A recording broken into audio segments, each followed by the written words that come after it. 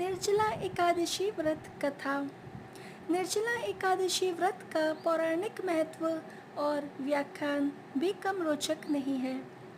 जब सर्वज्ञ वेदव्यास ने पांडवों को चारों पुरुषार्थ धर्म, अर्थ, काम और मोक्ष देने वाली एकादशी व्रत का संकल्प कराया था, तब युधिष्ठिर ने कहा, ज्येष्ठ महीने के शुक्ल पक्ष में एकादशी पड़ती हो, कृपा उसका वर्णन कीजिए।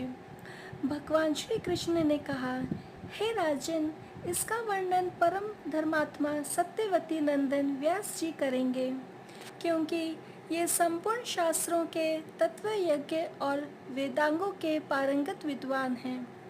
तब वेदव्यास जी कहने लगे, कृष्ण पक्ष और शुक्ल पक्ष दोनों पक्षों की एकादशी में अन्न खाना वर्जित है।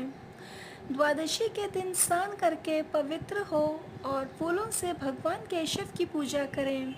फिर नित्य कर्म समाप्त होने के बाद पहले ब्राह्मणों को भोजन देकर अंत में स्वयं भोजन करें।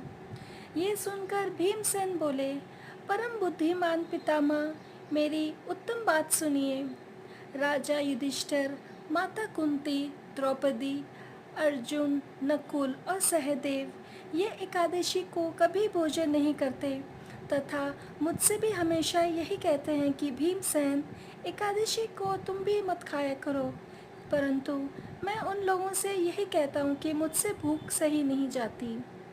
भीमसेन की बात सुनकर व्यास जी ने कहा, यदि तुम नरक को दूषित समझते हो और तुम्हें स्वर्गलोक की प्राप्ति अभीष्ट है और तो दोनों पक्षों की एकादशियों के दिन भोजन मत करना।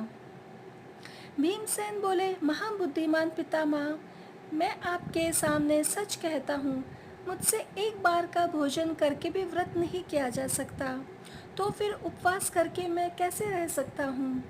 मेरे उदर में वृक नामक अग्नि सदा प्रज्वलित रहती है, अतः जब मैं बहुत अधिक खाता हूँ तभी ये शांत होती है।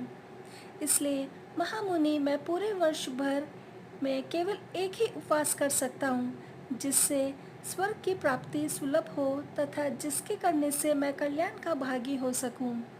ऐसा कोई एक व्रत निश्चय करके बताइए, मैं उसका यथोचित रूप से पालन करूँगा। व्यास जी ने कहा, भीम, ज्येष्ठ महीने में सूर्य वृषभ राशि पर हो या मिथुन राशि पर शुक्ल पक्ष में जो एकादशी हो, उसका यत्न पूर्वक निर्जल व्रत करो।